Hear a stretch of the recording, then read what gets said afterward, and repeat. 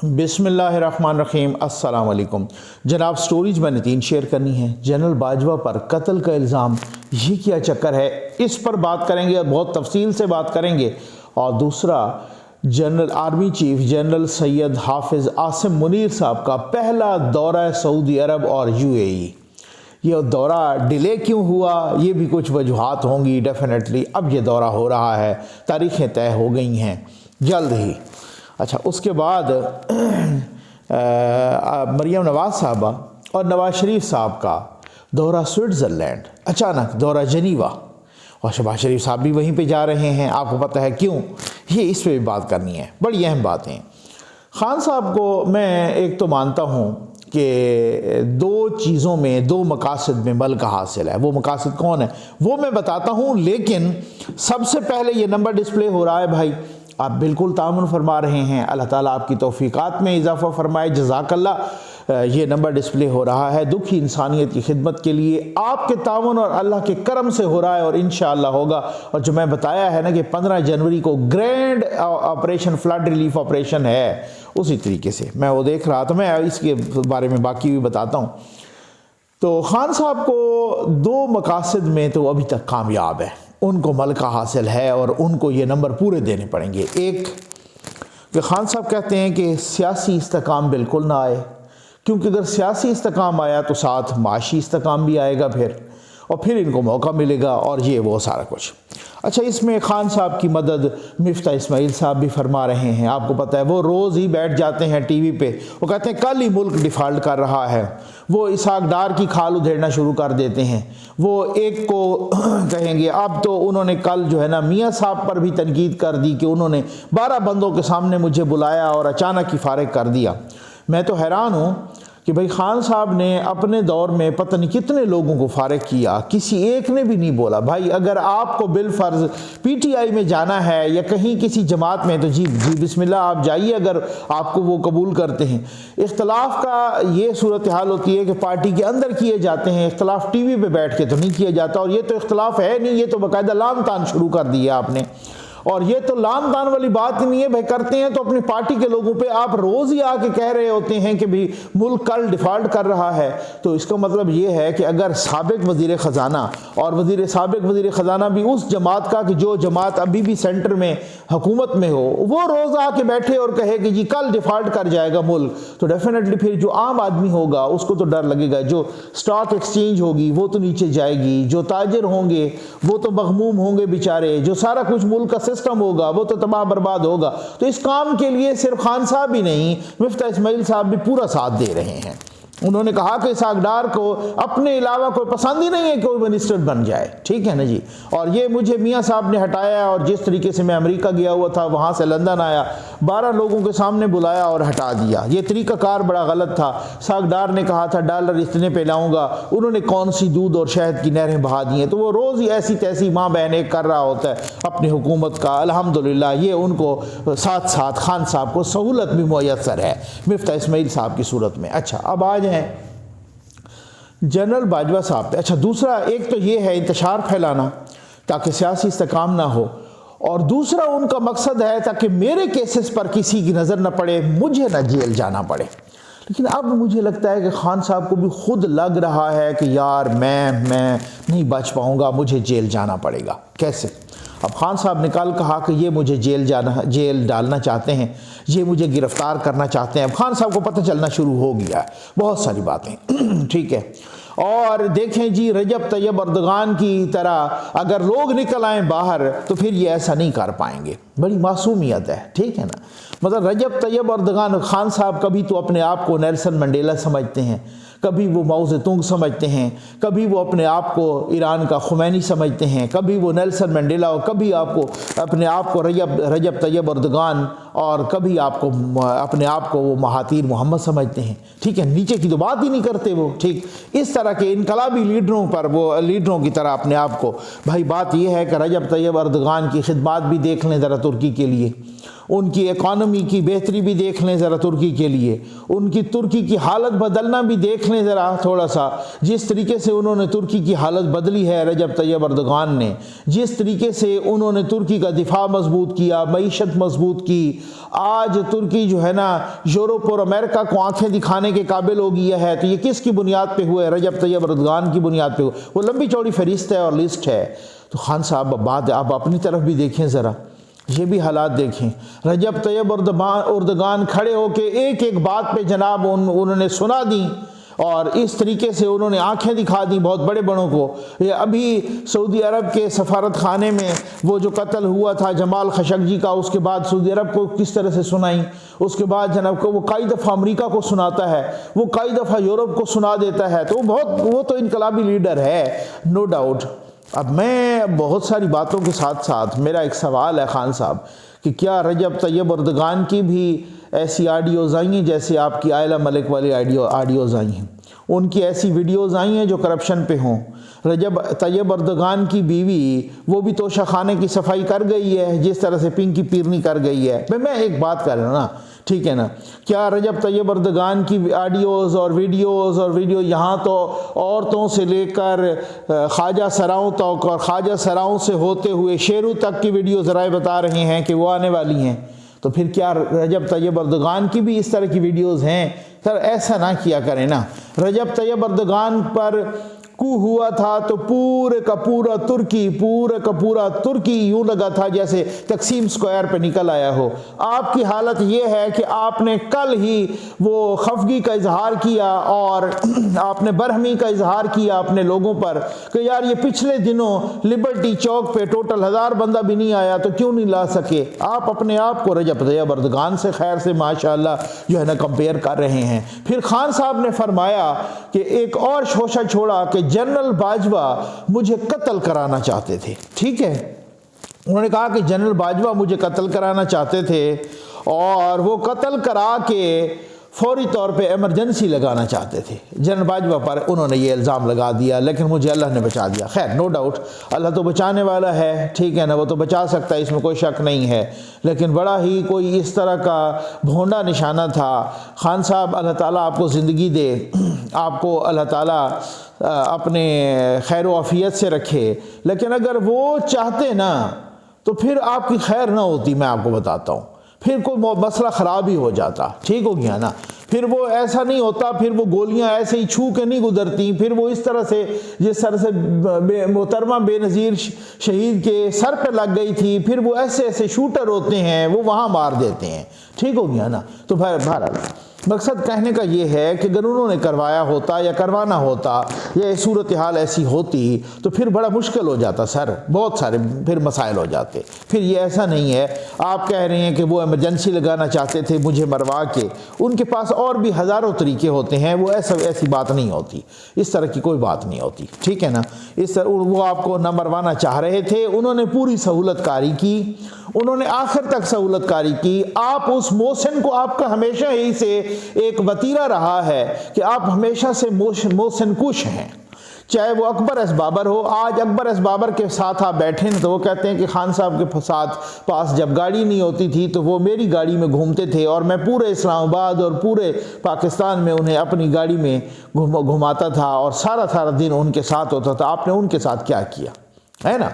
मैं और हज़ारों इसी तरह से सैकड़ों मिसालें दे सकता हूँ, लेकिन आपने अकबर एस बाबर से लेकर आप चाहे वो मखदूम जावेद हाशमी हो, चाहे वो जस्टिस वजीउद्दीन हो, चाहे जनाब वो नईम उल हक हो, उनके जनाजे तक नहीं गए। तो आप फितरतन मोहसिन कुश हैं, आप अपने मोहसिन को सबसे पहले मारते हैं। इस वजह से जनरल बाजवा ने भी बड़ा आप पर, अभी तो आपके लोग जनरल फैज़ की भी ऐसी तैसी फेर रहे हैं, उन्होंने भी आप पे बड़े एहसानात किए और हम देखते हैं कि आप उनकी ऐसी तैसी कब फेरते हैं।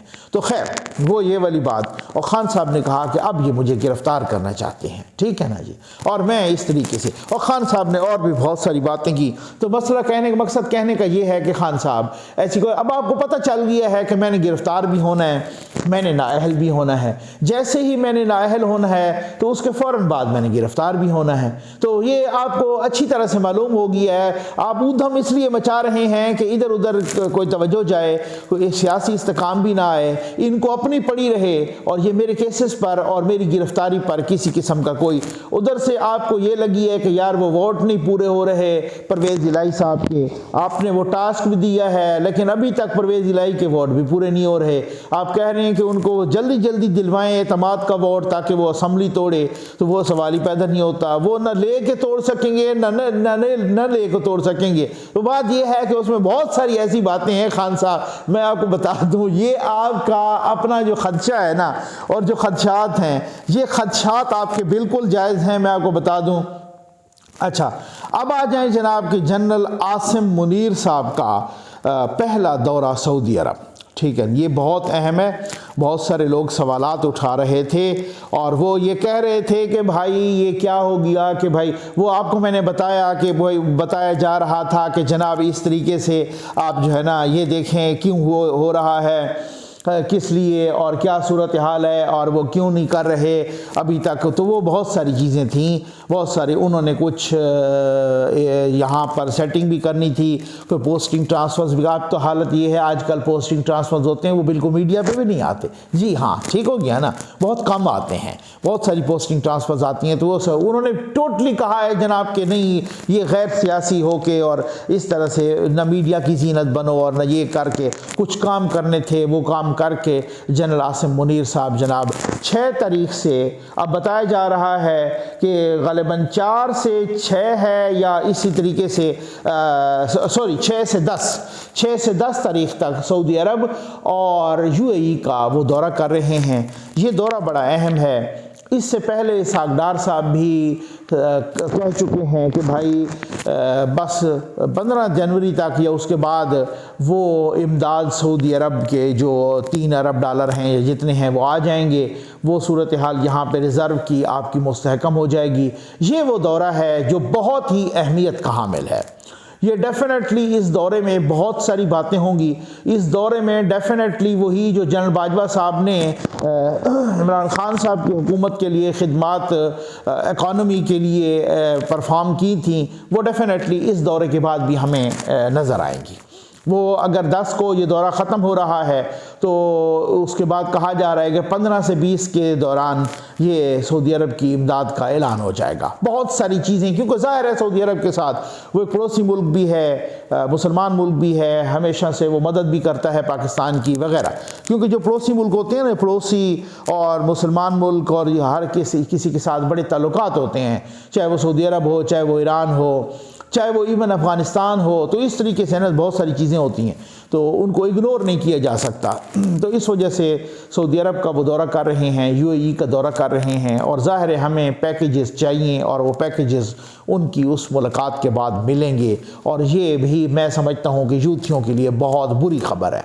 ये आपको मैंने क्यों कहा, क्योंकि यूथियों को पाकिस्तान का इस्तेकाम नहीं चाहिए, उनको ऊधम मचाना चाहिए। खुद वो कुछ कर नहीं सकते, 4 साल बैठे रहे उन्होंने कुछ भी नहीं, लेकिन वो कहते हैं हम नहीं तो कोई नहीं, फिर पूरी पिच ही उखाड़ दो, बल्कि पूरा ग्राउंड उखाड़ दो। तो ये वाली सूरत हाल है। उधर से हम देख रहे हैं कि भाई मरियम नवाज साहब और नवाज शरीफ साहब जनीवा जा रहे हैं, स्विट्ज़रलैंड के शहर जनीवा जा रहे हैं। क्यों?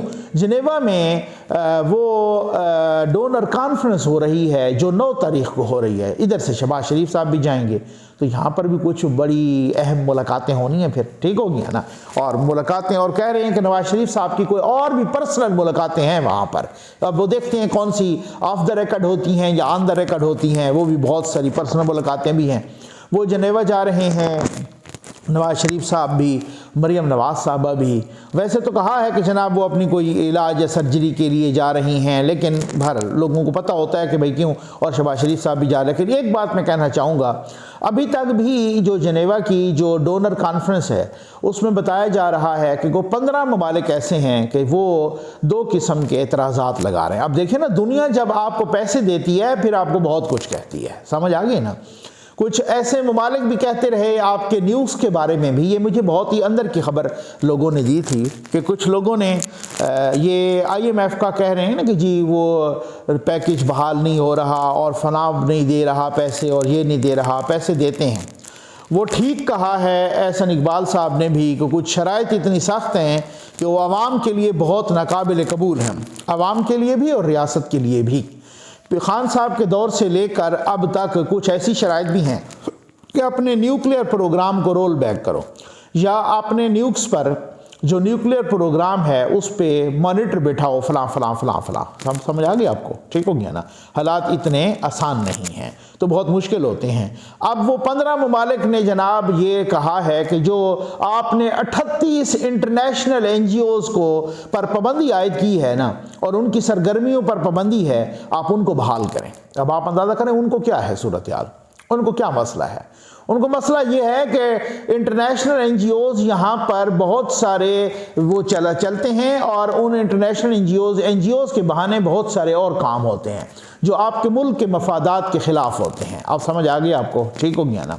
एक NGO है, मैं नाम नहीं लेना चाहता, लेकिन गालिबन जनरल पाशा साहब ने कहा था, वो जो लीक आउट हुई थी ना, वो एबटाबाद कमीशन की रिपोर्ट जो कहीं से लीक आउट हुई थी, समझ आ गई ना आपको, पता है ना, गालिबन अल जज़ीरा से लीक आउट हुई थी।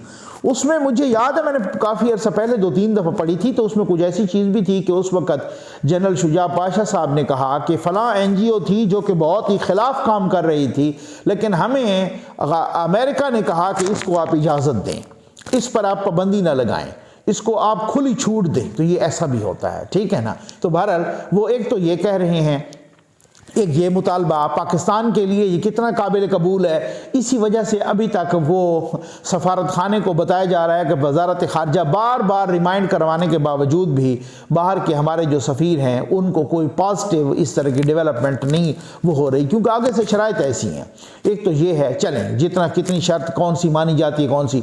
दूसरा उन्होंने कहा है ये शफाफियत, ये जो फ़ंड्स हैं ना इनकी शफाफियत, ये मैं समझता हूँ ये 100% जायज़ मुतालबा है। ये फ़ंड्स की शफाफियत होनी चाहिए।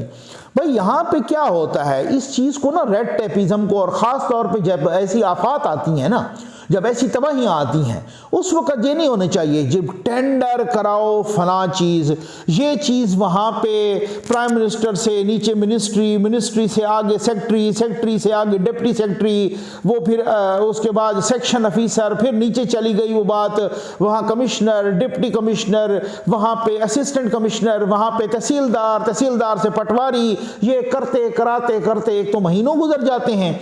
फिर वो सर्वे होते हैं 2-2 3-3 महीने का, उनका पुरसान हाल कोई नहीं होता। और फिर सर्वे के बाद जब होता है तो कोई एक घांचा मारता है, फिर दूसरा मारता है, फिर तीसरा मारता है, फिर इस तरीके से ऐसे जो है ना मामलात, ऐसे को इसी तरह ही करना चाहिए। हम फ़कीरों के पास जिस तरीके से ये आप मदद फरमाते हैं ना, हाँ जी मैं टीम को कहता हूँ यार आज वो 4 बच्चों को भेजो ना वहाँ पे उस इलाके का सर्वे करने के लिए, वो सर्वे करके आए, सर्वे हाँ जी इतनों को हम टोकन दे के आए हैं, ठीक है जी ये परसों इसका अरेंजमेंट करो यार, जल्दी करो। वो कहते हैं सर कि 2-3 दिन चाहिए हमें आर्डर के लिए, बिस्तर आर्डर करने के लिए, वो बिस्तर बनाने होते हैं, नए बनाने होते हैं, कपड़े भी। अच्छा ठीक है अगले संडे को कर लो, जी बिल्कुल अगले संडे को कर लेते हैं, हमें उनका बताएं और फिर उसके बाद जो है ना और बस पैसे भिजवाएं जी इस तरीके से भी, और फौरी तौर पे हम उसको उनका वो 3 से 4 रोज़ विद इन अ वीक जो है ना एक करके उनके घर की दहलीज तक कोई ना कोई मेरा दोस्त होता है, कोई वकील, कोई सहाफ़ी, कोई क्या मैंने सहाफ़ियों के हाथ से भी वहाँ पे दिलवाए हैं जनाब, आप भी आएँ और आप भी जो है ना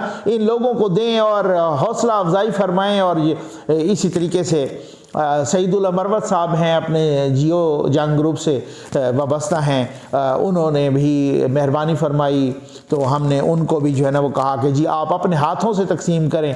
और बाकी भी मेरे बहुत सारे दोस्त भी हैं जो वहाँ पर कुछ हाई कोर्ट बार एसोसिएशन के सदर हैं और उनका भी मैं ममनून हूँ बहुत ज़्यादा। मलिक हिदायत साहब, मैं ऑलरेडी जो है ना वहाँ पर जिनके यहाँ हम जाते रहते हैं अक्सर व बेशतर, उनका भी मैं ममनून हूँ। और ये जो है शफ़क़तुल्लाह ख़ान साहब, उनके भाई भी और बाकी उनका पूरा ख़ानदान, तो उन्होंने हमसे बहुत ज़्यादा ताउन किया। तो ऐसे दोस्त होते हैं, हमें प्लेटफार्म मुहैया करते हैं, हम विद इन अ वीक उनके घर की दहलीज तक पहुँचाते हैं। हुकूमत को भी ऐसा करना चाहिए। खान साहब कहते हैं मैं 13-14 अरब मैंने जमा किए हैं और उनमें से 13-14 रुपए भी खर्च नहीं किए। हालत तो ये, और उन्होंने उधर बैठ के पूरा ऊधम मचाया हुआ है मुल्क में। भाई इनकी करें ना मदद ना। और मैं कहता हूं कि कोई भी सिविलाइज्ड कंट्री होता तो ये ऊधम न मचाते। ऊधम मचाने पे भी आप पे केस हो जाता। जिस घर में आग लगी हो उस घर का बंदा जाके ऊधम मचाए और वो घर का वो जाके शादी हाल में बैठ जाए और वो जाके दूसरे फंक्शन में बैठ जाए और उधर वो फसाद और दंगा फसाद मचाए, और इस तरीके से उसको लोग क्या कहेंगे।